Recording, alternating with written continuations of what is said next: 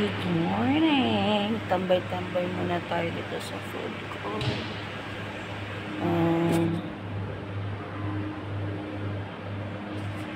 And mag-edit ako pero parang maingay.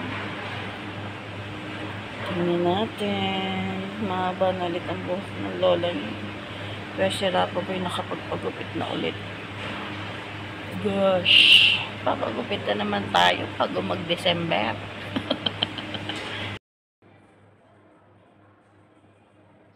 Nag-uutay-utay na nga ako mag-edit at nang biglang ayaw na nga.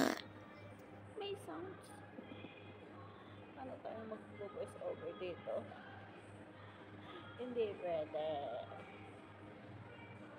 Insert na lang muna tayo ng ating pang-content.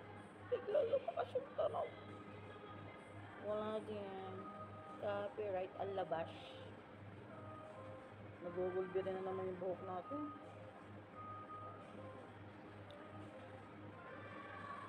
Shine naman. May ano nga. Insert niya. Ayusin ko na lang muna ang ating mga i-edit. Mamaya na tayo na mag-voice over.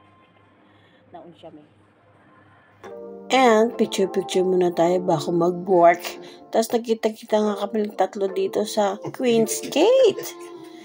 And si Ruby ay nasa school, bishi-bishihan. And nag-edit na nga ako dito sa bahay. Pero may basher dito akong katabi, si Lolo. Narinig yung mga tawa. Tinatawanan ako sa pagbubulol-bulol ng lola niya. O sige, tuloy na natin ating kwentuhan.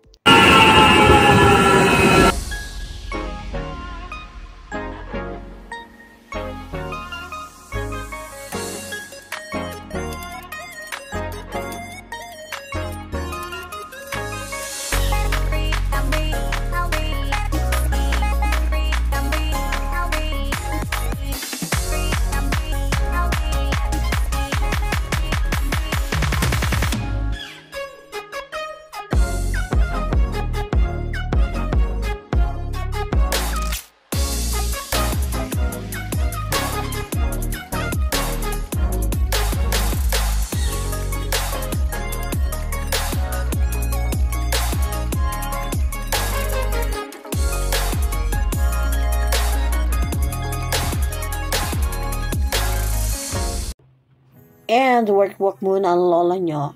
Medyo hindi tayo nagmamadalingan kasi walang client. Kaya mga chores natin gagawin. At ito yung mga ginagawa ko pag wala tayong client. Linis, prepare. O diga. Go lang. And today nga ay Labor Day. Pero may pasok ang lola nyo. Syempre, pag may duty, ay di pasukan. At yun ngang iba ay 1.5.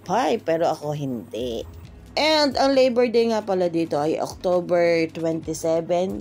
Yun yung 4th Monday of October. Yes, hindi katulad dyan sa atin sa Pilipinas.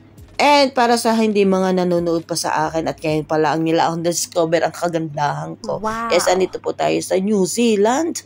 At ang Labor Day nga dito ay iba kaysa dyan sa Pilipinas. So, pagbalikan natin yung 1.5. Yes, hindi dito uso yung double pay. 1.5 pag holiday na pumasok ka. Siyempre, pasukan mo yun. Pag wala ka rin lang naman pupuntahan at gagawin. Diga, sweldo ko na. At yes, kung hindi ka pumasok nung day na yun, parang with pay na yun. Katulad ni Lolo, with pay sila. Pero ako po, ay dahil contractual, wala akong leave. Kaya wala akong 1.5. Pero okay lang, regular day. Basta buhay.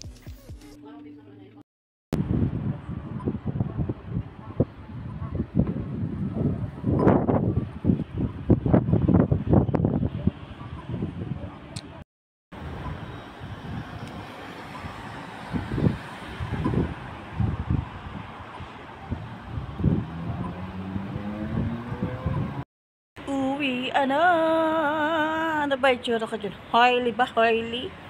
Yaan nyo na. And anong oras na? 7:27. Wala akong sundo. Nasa aktibidad yung dalawang boys. Hindi nga ako naka-attend kasi nga may work ang lola nyo.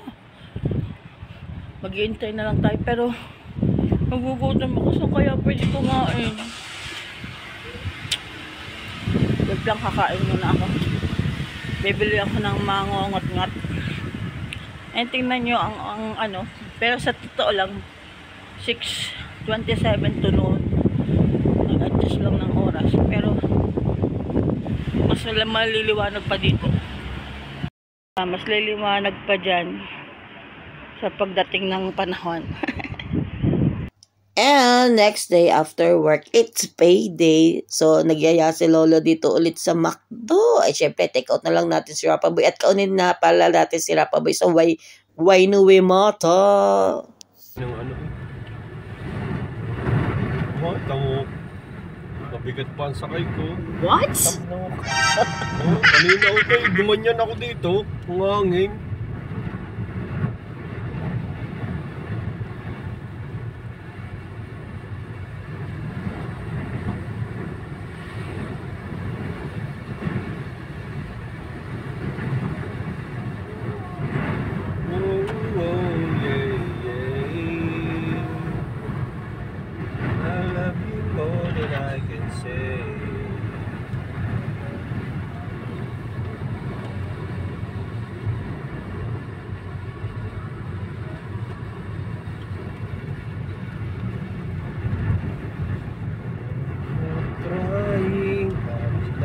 Fighting now, I gotta be.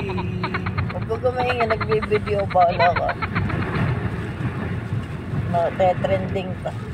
Copyright.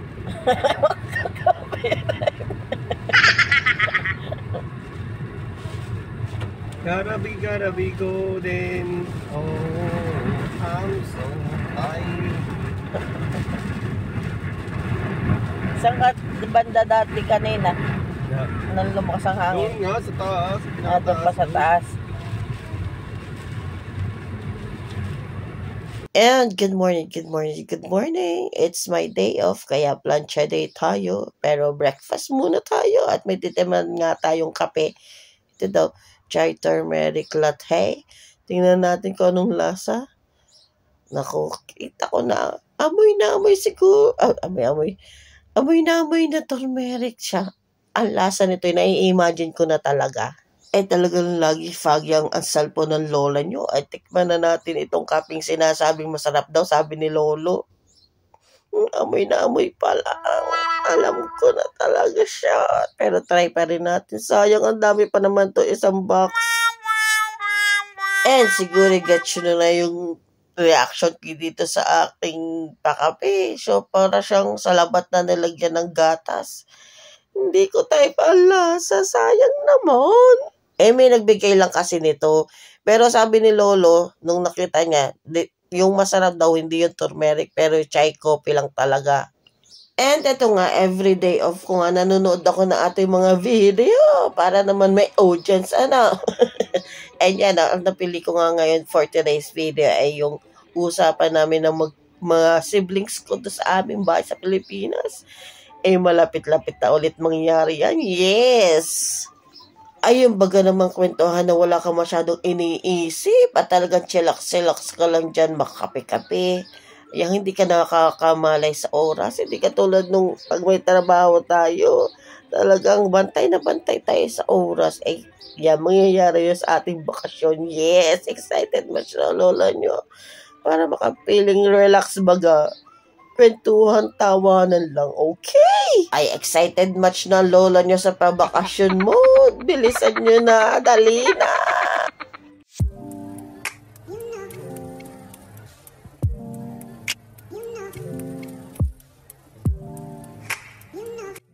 O, diba? Hindi pa nakakaalis. Ang dami na good picture.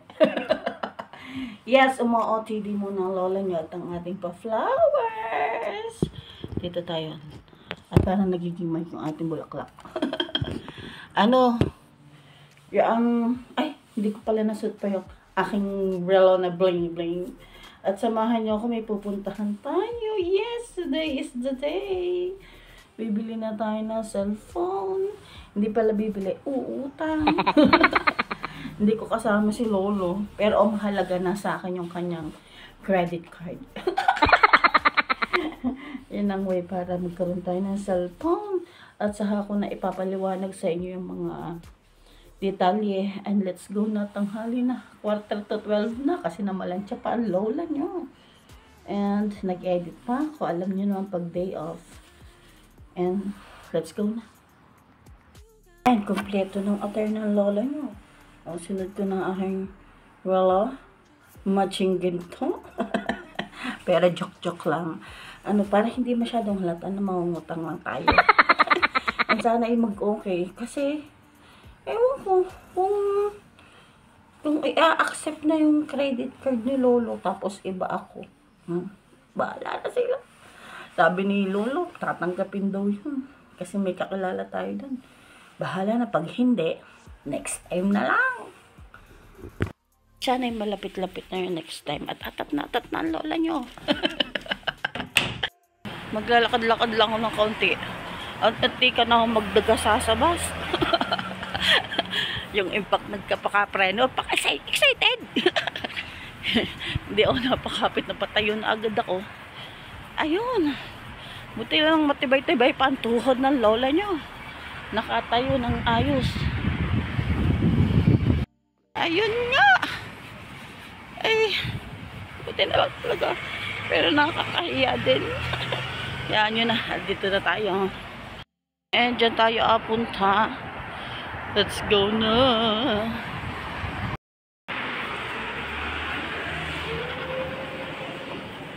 Doon tayo sa second floor. Let's go.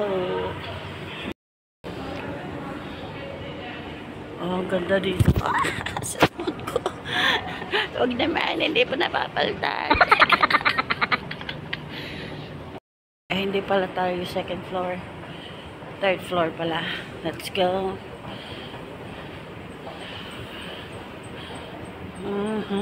Ganda. Ang totoo pala hindi. Sunod pa tayo sa taas. Grabe na to. Hindi ko natatandaan. Sa bagay, bihira lang tayo makakapunta dito pag nakakaluwag-luwag. Isa lang talaga tayo magkakaroon ng dahilan para pumunta dito. Oh, magagara ang tinda nila Vintage pa. Sana all yung kitchen na yun.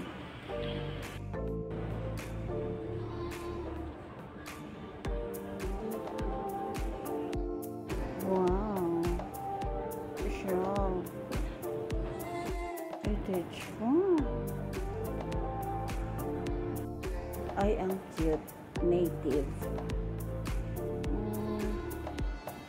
Ang cute din ang presyo.